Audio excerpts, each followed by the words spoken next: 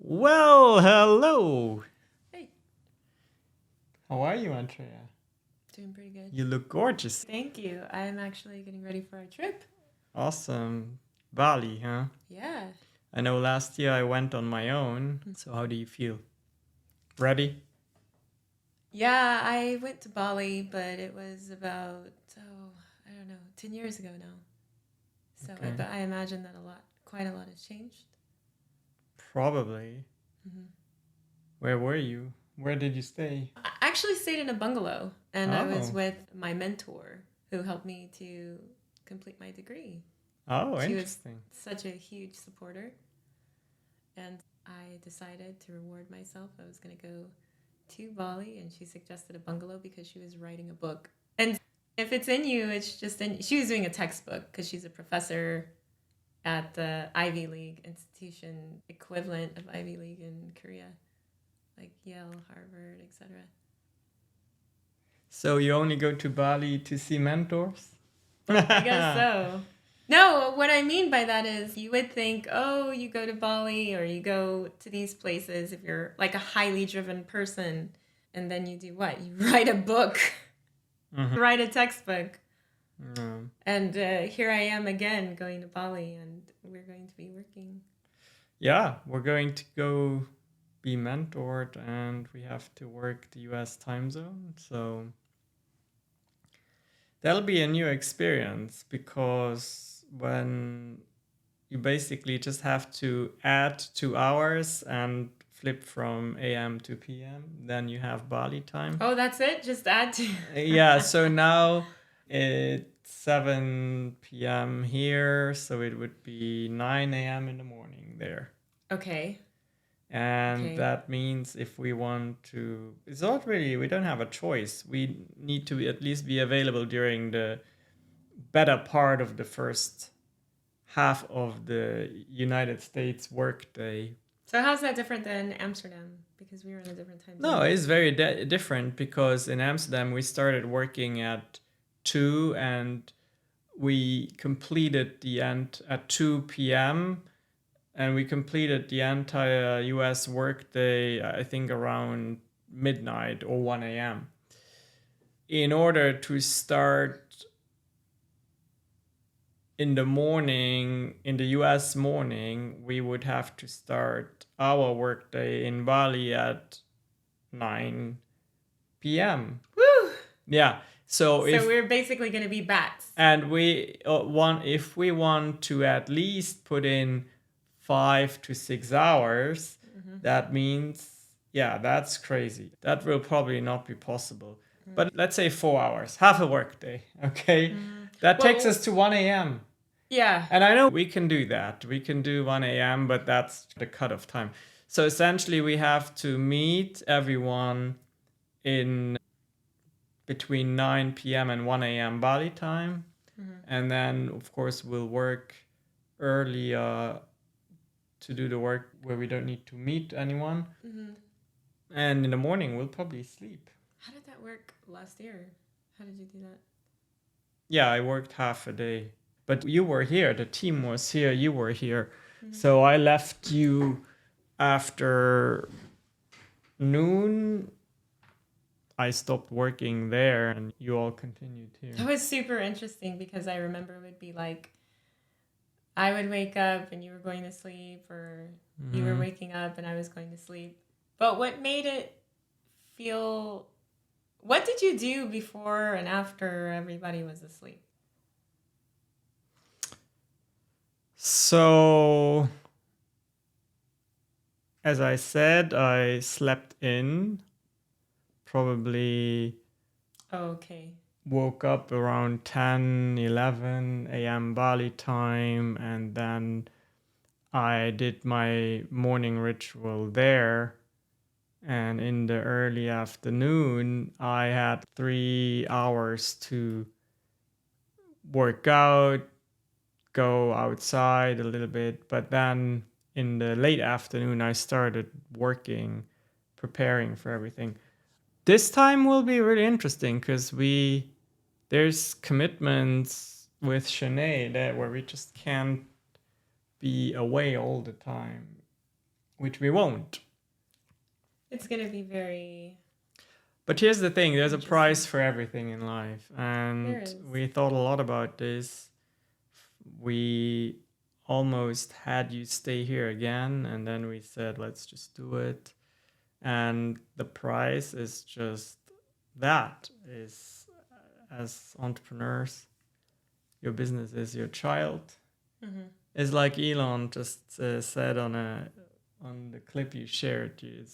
Or is it? Yeah, it was him. It's like having a child.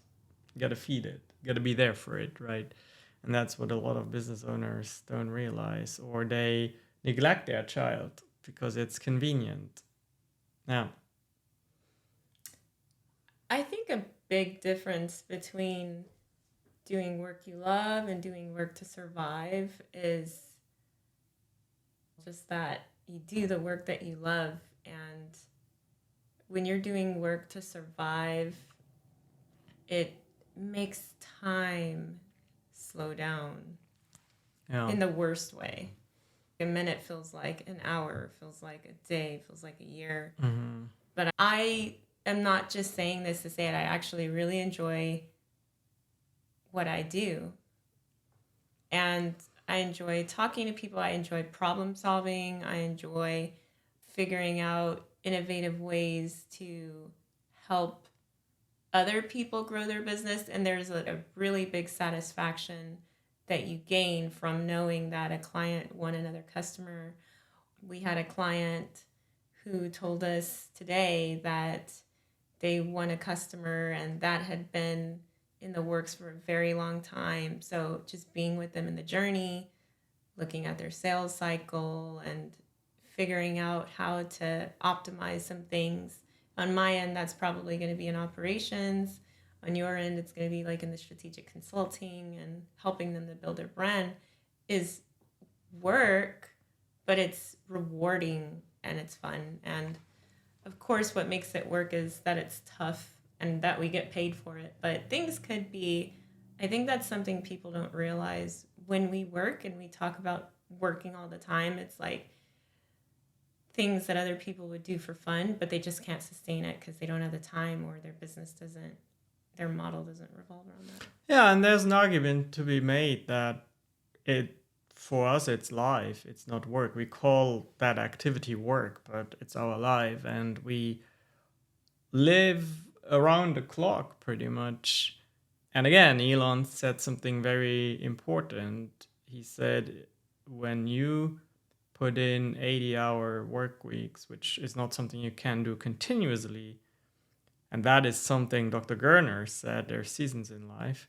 But again, when you work so much, you're just ahead of everyone else.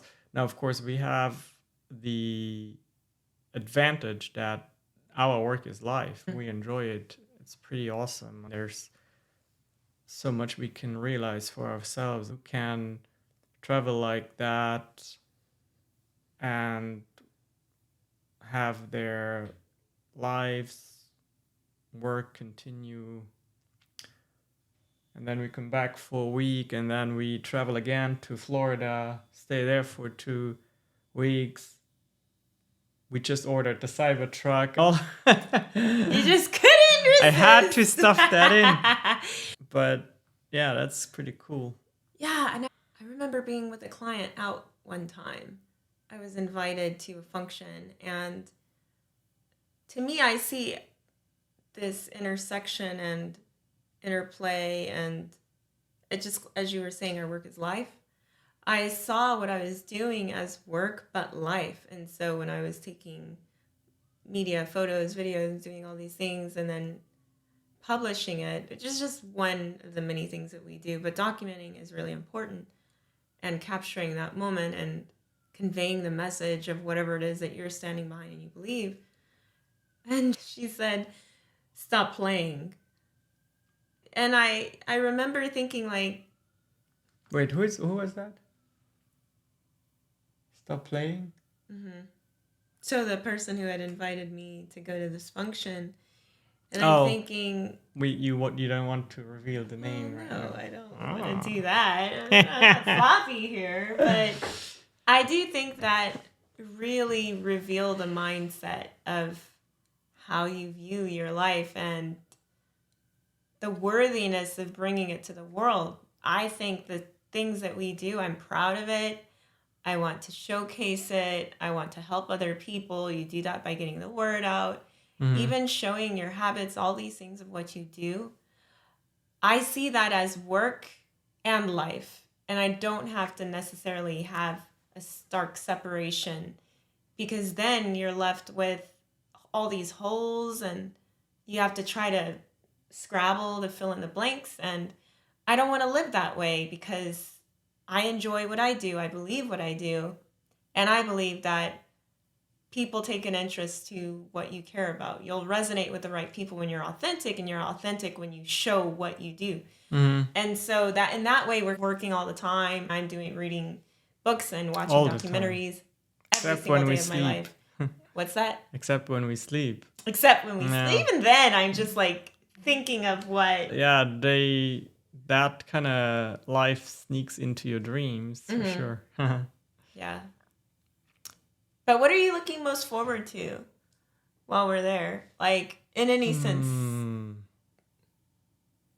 could be food, weather, could be people. I love the journey itself a lot. What? Yeah. That 33-hour. Yeah. And that's just a flight. That's not even the Yeah, I layovers just and love that a connections. lot. Especially because it's going to be together and you're just in that life forces you to be not in an environment where you have a lot under control, right? You basically have to catch the next flight and then survive that long flight. But there's this environment that is different. You can watch the movies, you can eat, you can try to sleep. Yeah, so I look forward to that. And then when we get there, it's warm again. We live in Texas, but Ooh, it is cold. right now, for our standards, it's cold. It's 64 degrees right now, which you might say, ooh, what are you complaining about? But I've really grown to love the heat and the sun. So we are right now in that period where there's sun a little less often here.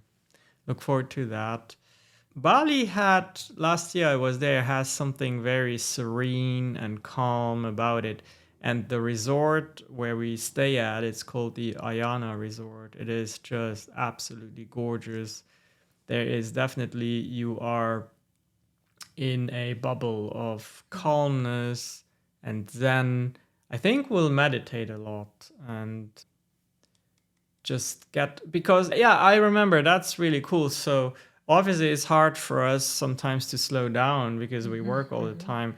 And at this point, a lot of my work comes from outside stimuli. And that is something I want to reduce a lot next year, by the way. But it's going to be the case there because you are awake when the US sleeps. So there's a lot of less Noise. less situations, fewer situations where you are reactive to emails. For me, mostly it's emails. Of course, the emails will still come, but they will just not come in the moment. There's going to be a little less Zoom calls, and that is something I look forward to. Obviously, we go there ultimately for that mastermind with John Lee, and there's 3 days of meeting interesting people. You are a true entrepreneur, founder at heart, because I tell you, the adventure, the journey. It's what are you looking most forward to in Bali? The journey to Bali, which is just so indicative of you.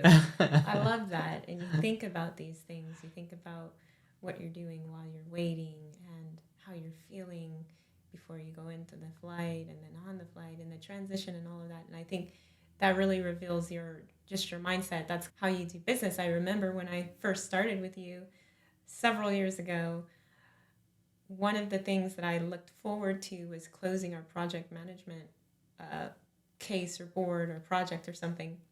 I was like, and it's closed, right? This finality. And you're like, no, we don't want that. We want to remain in relationship with this customer. We want new things. And I was like, that's one way to look at it. Like the finality of, this is boom, done, over with. And you enjoy the journey and the chase and the process. And it just reveals so much about how you're wired. And I love the way you deal with humans and with life and different situations and these curveballs you're looking forward to, the things you can't control. And I think if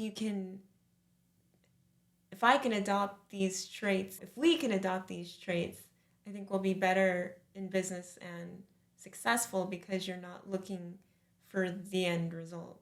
You're not just trying to go straight to the outcome, especially because in business and in life, it's not linear. There's ups, there's downs, there's highs, there's lows, there's things you can't predict. And I just like being reminded to think about the journey. Yeah. I think I'm most looking forward to, are we going to get our toes wet at all? I want to. Yeah, so the resort itself is you get access to, there's first of all there's a super nice pool, but I think it's rocky. So there's actually a bar called the Rock Bar that is as close as you get to the water, I believe. There's no access to the beach there. Of course, you can take an Uber, which their version of Uber is called Grab, I think. Let me check the app, which you need to set up, by the way. I did. Oh, you did? Have you registered your payment card too? I did not. Because that is... I downloaded the app. I think that's as far as I went. You need to, Grab. Okay. And so we can... Oh, you want to see it? It was coming up on the screen. That's what it looks like. And you can essentially... It's Uber and DoorDash in one app. Yeah. Okay. So you can, and then also, I know that... Did you use that a lot? Yeah, that's the only way to move around. Well, unless you rent a car, or if you call the local taxis, they give you the tourist upcharge. But Grab doesn't do that. I remember that. I remember you told me one time that the cab driver was not happy because you were not a local, but you were using Grab. Yeah. And they were like, what? I'm going to get to charge my... Yep, so that is very important, and Okay, I'll make sure that I set that up. And the payment card, you gotta try a few, because not all of them will work. Okay. Anyway, and then we meet. It's so interesting that we have people who are waiting to see us. So one person is gonna want to meet us as soon as possible. We met her in Toronto. She's an immigration lawyer. And then there's Julie, who also wants to meet us, who's one of our clients with Growth Academy for online visibility training. And that's pretty cool. Those are always the best things. Yeah, if you think about it. In Toronto. In Toronto, we met... I'm sorry, in Amsterdam. In Amsterdam. Oh, gosh. Yeah, Alice. Okay. Yeah. Yeah. And Tara. She was so fun. It was unexpected. I was like, oh, wow. At first, I was like, well, you're at this place where you have limited time. You don't really go out. And then you meet them and you're like, this was well worth a meet. You're a great individual. And we met Tara and Sarah in Toronto and Gabe. And we met Alice in Amsterdam. And let me see if that is the woman's name. I think so. Yeah, Alice. And now we'll meet a lot of people, at least 2, plus all the other, of course, John Lee and all of his tribe. So I don't know. We have people all over the world who meet with us. The adventure begins tomorrow. Yeah, we're about 24 hours away. Actually, no, by tomorrow, by this time, we'll be in the air. But yeah, you know how it is when you, maybe you don't, but I can tell you, if you run a business and you have to pack and go to the airport. Which and that's all already that. done. Yeah, Andrea did a fantastic job this time not being last minute. Did they really need to know all of that? I don't know. I can say that I don't do much. She does everything. All right. So we don't record these videos very often in long form, but now we did, and let us know if you like it. Maybe we'll do it more often. I think this is gonna go on LinkedIn. Oh. Why not? Well, just a long form update. It'll go on LinkedIn. I'll put it on my YouTube as well. But I think on LinkedIn we have definitely a community who follows what we are doing. And by the way, just to round everything out, after that event was over that I went with said person, there was a beautiful montage of documentation in the form of social media and other things. And there was so much attention brought to that cause that what did I receive? Thank you for documenting that. So it pays to just live life and show it to the world. Mm-hmm. So I hope you enjoyed this conversation. Again, let us know what you think. Should we do more of them? Is it interesting to you? What do you want to know? Did you get to the end? Did you get to the end? Yeah. All right. We'll go for our walk now, and we'll see you next time.